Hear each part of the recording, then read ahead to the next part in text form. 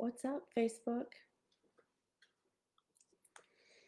So part of the series is for me to go live every Thursday and provide something of value to the Facebook world. So I wanted to talk to you guys today about some things that have come up recently in the last, I'd say, couple years. So the topic of feedback, when agents don't leave feedback on your listing. So in life, follow me here. In life, sometimes we get emails, calls, texts, and we don't respond. And there's a reason why we don't respond. It's because either we don't want to engage, we don't want to commit, we don't want to have a conversation with that person. But when someone reaches out to you and you don't acknowledge them, your silence is actually a response. So no feedback on your house is actually the buyer's response. So it can be really frustrating. As primarily a listing agent, I can definitely speak to that. It can definitely be frustrating. But here's the good news. Never has there been a time where an agent forgot to leave feedback and also forgot to send an offer. So the best feedback that you can get is an offer. And if you don't have an offer, then that's your feedback. Sometimes the feedback makes no sense. So, for example, we didn't like the wallpaper. Well, the wallpaper was in the pictures and you saw the pictures before you scheduled the showing. So that, the house has wallpaper.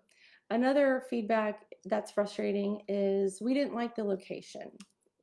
Again, so when you set the showing, you knew where it was. You Google mapped it or put it in Waze, you saw where it was.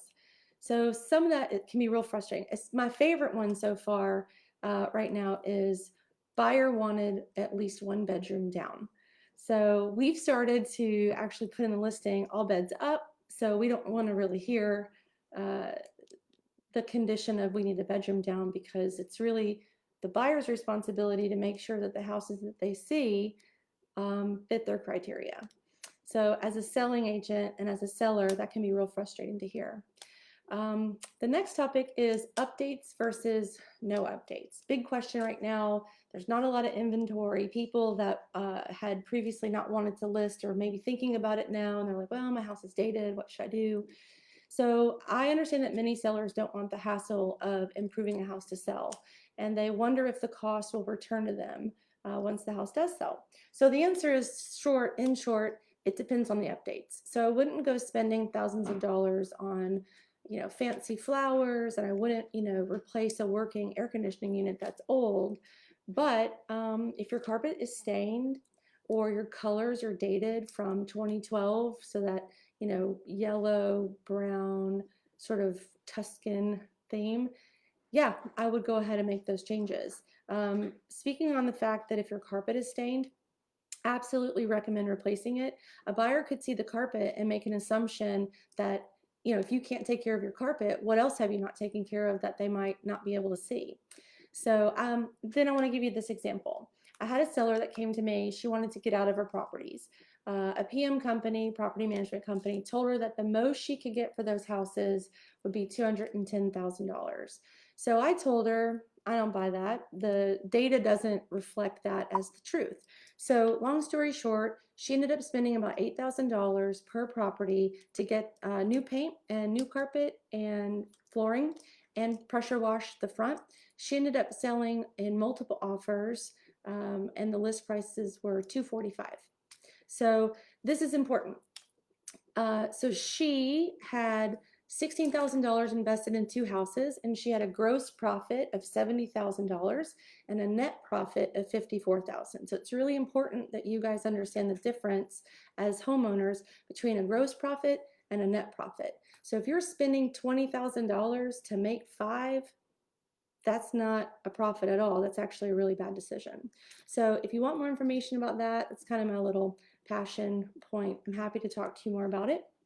But my last topic is, thanks Frankie, my last topic is pretty houses. So a lot of people see pretty houses, the difference between pretty houses and the rest of us. So we don't only sell pretty houses. We actually, me specifically, I love the challenge of selling a house that doesn't quite fit into one box. That's a little bit unique, a little bit dated, a little bit quirky. Um, that will take a little bit of a challenge to sell.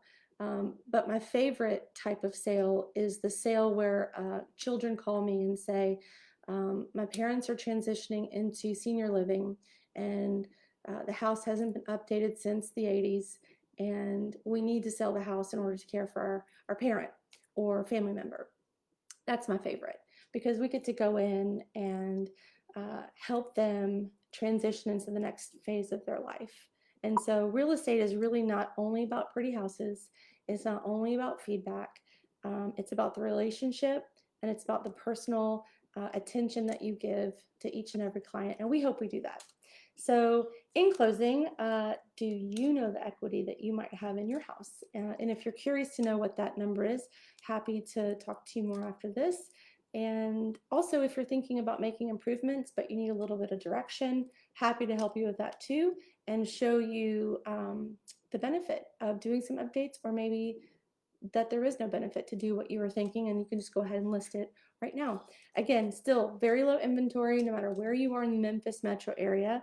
And if you're looking to buy or sell, I'd love to be able to help you. Hope you guys are having a good day.